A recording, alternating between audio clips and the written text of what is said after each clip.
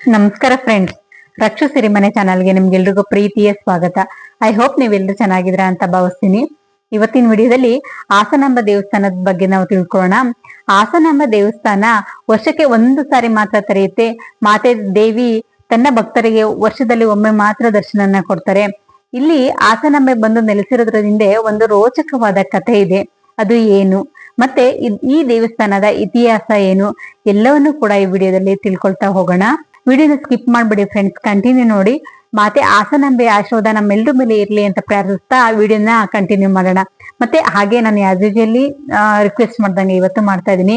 ತುಂಬಾ ಜನ ವಿಡಿಯೋ ನೋಡ್ತಿದ್ದೀರಾ, thank you so much. But ತುಂಬಾ ಜನ ಸಬ್ಸ್ಕ್ರೈಬ್ ಮಾಡದೆ ನೋಡ್ತಿದ್ದೀರಾ. ಪ್ಲೀಸ್ ಚಾನಲ್ನ ಸಬ್ಸ್ಕ್ರೈಬ್ ಮಾಡಿ ನೋಡಿ ಫ್ರೆಂಡ್ಸ್. ಇದರಿಂದಾಗಿ ನನಗೆ ಹೊಸ ಹೊಸ ವಿಡಿಯೋಸ್ ಹಾಕ್ಲಿಕ್ಕೆ ಎಂಕರೇಜ್ ಮಾಡ್ದಂಗೆ ಆಗುತ್ತೆ. ಮತ್ತೆ ವಿಡಿಯೋ ಇಷ್ಟ ಆದ್ರೆ ಲೈಕ್ ಮಾಡಿ. ಬನ್ನಿ ಫ್ರೆಂಡ್ಸ್, ಇನ್ನು ನಾವು ತಡ ಮಾಡೋದು ಬೇಡ. ಈ ದೇವಸ್ಥಾನದ ಇತಿಹಾಸ ಏನು, ದೇವಿಯ ಮಹತ್ವ, ದೇವಿಯ ಮಹಿಮೆ ಏನು ಎಲ್ಲವನ್ನು ಕೂಡ ನಾವು ತಿಳ್ಕೊಳ್ತಾ ಹೋಗೋಣ. ಹಾಸನಾಂಬ ದೇವಸ್ಥಾನವು ಭಾರತದ ಕರ್ನಾಟಕ ರಾಜ್ಯದ ಹಾಸನ ಜಿಲ್ಲೆಯಲ್ಲಿದೆ. ಇದು ಒಂದು ಹಿಂದೂ ದೇವಸ್ಥಾನ ಆಗಿದ್ದು ಇದನ್ನು ಶಕ್ತಿ ದೇವತೆಗೆ ಸಮರ್ಪಿಸಲಾಗಿದೆ.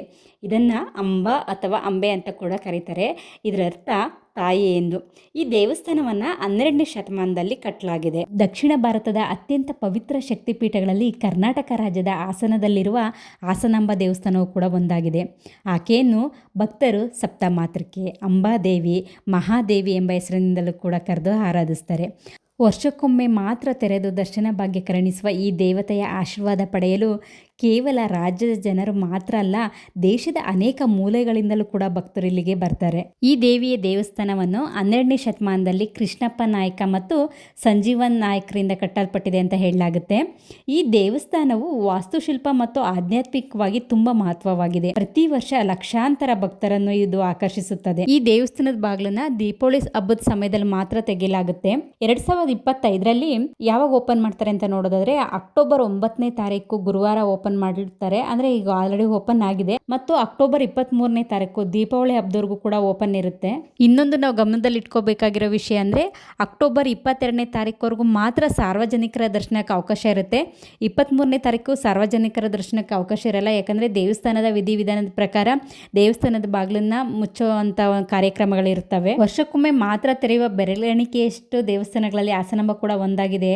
ಈ ದೇವಸ್ಥಾನದ ದರ್ಶನದ ಸಮಯ ಮತ್ತು ಟಿಕೆಟ್ ವಿವರಗಳನ್ನ ನಾವು ನೋಡ್ತಾ ಹೋಗೋದಾದರೆ, ದೇವಿ ದರ್ಶನ ಮಾಡಲು ನೀವು ಆನ್ಲೈನ್ ಮತ್ತು ಆಫ್ಲೈನ್ನಲ್ಲಿ ಟಿಕೆಟ್ನ ಪಡಿಬೋದು.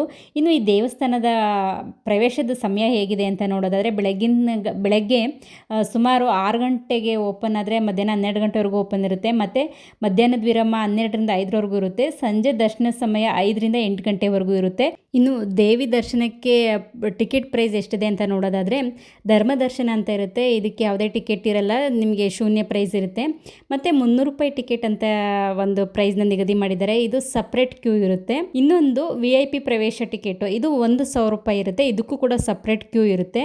ಮತ್ತು ಇನ್ನೊಂದು ಗೋಲ್ಡ್ ಕಾರ್ಡ್ ಅಂತ ಮಾಡಿದ್ದಾರೆ, ಇದಕ್ಕೂ ಕೂಡ ಸಪ್ರೇಟ್ ಕ್ಯೂ ಇರುತ್ತೆ. ಈ ದೇವಸ್ಥಾನದ ಪ್ರಮುಖ ವಿಶೇಷ ಅಂದರೆ ಆಗಲೇ ತಿಳಿಸ್ದಂಗೆ ದೇವಸ್ಥಾನದ ಬಾಗಿಲನ್ನ ವರ್ಷದಲ್ಲಿ ಒಂದು ಸಾರಿ ಮಾತ್ರ ತೆರೆಯಲಾಗುತ್ತೆ. ಅದು ಅಶ್ವಯುಜ ಹುಣ್ಣಿಮೆಯ ದಿನ ತೆರೆದು ಬಲಿಪಾಡ್ಯಮಿಯ ನಂತರ ಪೂಜೆಗಳನ್ನು ನೆರವೇರಿಸಿ ಬಾಗಿಲನ್ನು ಮುಚ್ಚಲಾಗುತ್ತೆ. ಇನ್ನು ಈ ದೇವಸ್ಥಾನದ ಇತಿಹಾಸ, ಹಾಸನಾಂಬೆ ಎನ್ನುವ ಹೆಸರು ಹೇಗೆ ಬಂತು ಎಲ್ಲವನ್ನು ಕೂಡ ತಿಳ್ಕೊಳ್ಳೋಣ. ಹಾಸನಾಂಬೆ ಎಂಬ ಹೆಸರು ನಗುಮುಖದ ಅಥವಾ ಅಂಬಾ ಅಂದರೆ ನಗುಮುಖದ ತಾಯಿ ಎಂಬುದರಿಂದ ಈ ಹೆಸರು ಬಂದಿದೆ. ಹಾಸನ ನಗರಕ್ಕೆ ಈ ಹೆಸರಿನಿಂದಲೇ ಹಾಸನ ಅಂತ ಬಂದಿದೆ ಎನ್ನುವ ಇತಿಹಾಸ ಇದೆ. ಇದು ಹಾಸನ ನಗರದ ಅಧಿದೇವತೆ ಎಂದು ಪ್ರಖ್ಯಾತಿಯಾಗಿದೆ. ಈ ದೇವಾಲಯದ ಅತ್ಯಂತ ವಿಶಿಷ್ಟ ನಂಬಿಕೆ ಏನಂದರೆ, ದೇವಾಲಯದ ಬಾಗಿಲು ಮುಚ್ಚಿದಾಗ ಹಚ್ಚಿದ ದೀಪವು ಮುಂದಿನ ವರ್ಷ ಬಾಗಿಲು ತೆಗೆಯುವವರೆಗೂ ಆರದೆ ಉರಿಯುತ್ತಾ ಇರುತ್ತೆ. ಮತ್ತು ನೈವೇದ್ಯ ಕೂಡ ಕೆಡೋದಿಲ್ಲ.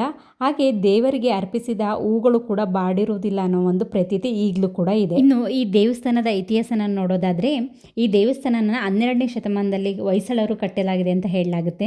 ಇಲ್ಲಿ ಸಪ್ತ ಮಾತೃಕೆಯರಲ್ಲಿ 3 ತಾಯಂದಿರು ನೆಲೆಸಿದ್ದಾರೆ ಎನ್ನುವ ನಂಬಿಕೆ ಇದೆ.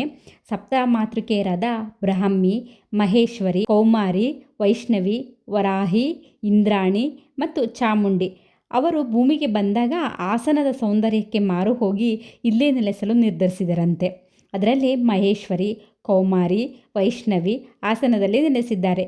ಬ್ರಾಹ್ಮಿ ಮತ್ತು ಇಂದ್ರಾಣಿ ಕೆಂಚಮ್ಮನ ಹೊಸಕೋಟೆಯಲ್ಲಿ, ವರಾಹಿ ಮತ್ತು ಚಾಮುಂಡಿ ದೇವಿ ಒಂದು ಬಾವಿಯಲ್ಲಿ ನೆಲೆಸಿದ್ದಾರೆ ಅಂತ ಹೇಳಲಾಗುತ್ತೆ. ಹಾಸನಾಂಬೆ ಶಕ್ತಿ ಸ್ವರೂಪಿಣಿ ದೇವಿಯಾಗಿದ್ದು ಸ್ತ್ರೀ ಶಕ್ತಿಯ ಸಂಕೇತವಾಗಿದ್ದಾಳೆ. ವಿವಾಹ ಸಮಸ್ಯೆ ಇರುವವರು, ಅನಾರೋಗ್ಯ ಪೀಡಿತರು, ಕಷ್ಟಗಳಿಂದ ಬಳಲುತ್ತಿರುವವರು ಮತ್ತು ಮೋಸ ಹೋಗಿರುವವರು, ಇನ್ನೂ ಅನೇಕ ಸಮಸ್ಯೆ ಇರುವಂತರು ಹಾಸನಾಂಬ ತಾಯಿಯ ಕೃಪೆಗೆ ಪಾತ್ರರಾಗಲು ಪ್ರಾರ್ಥಿಸುತ್ತಾರೆ.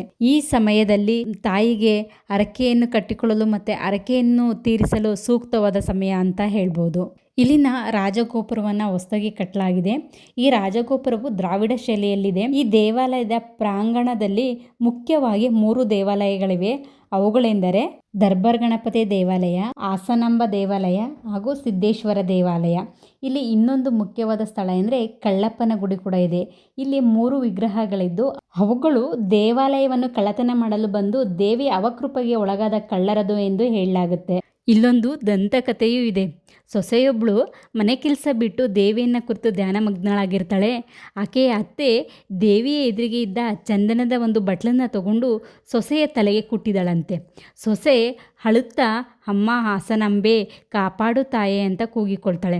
ಆಗ ದೇವಿಯು ತನ್ನ ಭಕ್ತಿಯ ಮೊರೆ ಕೇಳಿ ತನ್ನ ಸನ್ನಿಧಿಯಲ್ಲಿ ಕಲ್ಲಾಗಿರು, ಇಲ್ಲಿಗೆ ಬರುವವರೆಲ್ಲರ ಭಕ್ತಿ ಭಾವಕ್ಕೆ ನೀನು ಸಾಕ್ಷಿಯಾಗಿರು ಎಂದು ಅರಸಿದಳಂತೆ. ಹಾಸನಾಂಬ ದೇವಿಯು ಮಡಿವಂತಿಕೆ, ನೈರ್ಮಲ್ಯ, ನೇಮನಿಷ್ಠೆಗಳಿಗೆ ಒಲಿಯುವಳೆಂಬುದು ಆಚಾರ ವಿಚಾರಗಳಿಂದ ತಿಳಿದು ಬಂದಿದೆ. ನೋಡಿದ್ರಲ್ಲ ಫ್ರೆಂಡ್ಸ್, ಹಾಸನಾಂಬೆ ದೇವಸ್ಥಾನದ ಇತಿಹಾಸ. ನಿಮಗೆ ಏನನ್ನಿಸ್ತು ಕಮೆಂಟ್ ಮಾಡಿ ಹೇಳಿ. ಸಾಧ್ಯವಾದರೆ ಹಾಸನಾಂಬ ದೇವಸ್ಥಾನಕ್ಕೆ ಹೋಗಿ ಬನ್ನಿ. ಮತ್ತು ಹಾಸನಾಂಬ ದೇವಿಯ ಆಶೀರ್ವಾದ ನಮ್ಮೆಲ್ಲರ ಮೇಲೂ ಇರಲಿ ಅಂತ ಕೇಳ್ಕೊಳ್ತಾ ಈ ವಿಡಿಯೋನ ಕಂಪ್ಲೀಟ್ ಮಾಡ್ತಾ ಇದ್ದೀನಿ. ಈ ವಿಡಿಯೋ ಇಷ್ಟ ಆದರೆ ಲೈಕ್ ಮಾಡಿ ಮತ್ತು ನಿಮ್ಮ ಫ್ಯಾಮಿಲಿ ಫ್ರೆಂಡ್ಸ್ಗೂ ಶೇರ್ ಮಾಡಿ. ಮತ್ತು ನೀವು ಇನ್ನು ನನ್ನ ಚಾನಲ್ನ ಸಬ್ಸ್ಕ್ರೈಬ್ ಮಾಡದೆ ವಾಚ್ ಮಾಡ್ತೀರಾ, ಪ್ಲೀಸ್ ಚಾನಲ್ನ ಸಬ್ಸ್ಕ್ರೈಬ್ ಮಾಡಿ. ನೀವು ಸಬ್ಸ್ಕ್ರೈಬ್ ಮಾಡಿ ನೋಡೋದ್ರಿಂದ ನನಗೆ ಒಳ್ಳೊಳ್ಳೆ ಇನ್ಫಾರ್ಮೇಷನ್ನ ನಿಮ್ಮ ಮುಂದೆ ತರಲಿಕ್ಕೆ ಎಂಕರೇಜ್ ಮಾಡ್ದಂಗೆ ಆಗುತ್ತೆ. ನೆಕ್ಸ್ಟ್ ವಿಡಿಯೋದಲ್ಲಿ ಸಿಗೋಣ ಫ್ರೆಂಡ್ಸ್. ಇಂಥದೇ ಒಂದು ಒಳ್ಳೆ ಇನ್ಫಾರ್ಮೇಷನ್ ಜೊತೆ ನಿಮ್ಮ ಮುಂದೆ ಬರ್ತೀನಿ. ಅಲ್ಲಿವರೆಗೂ ಟೇಕ್ ಕೇರ್, ಬಾಯ್.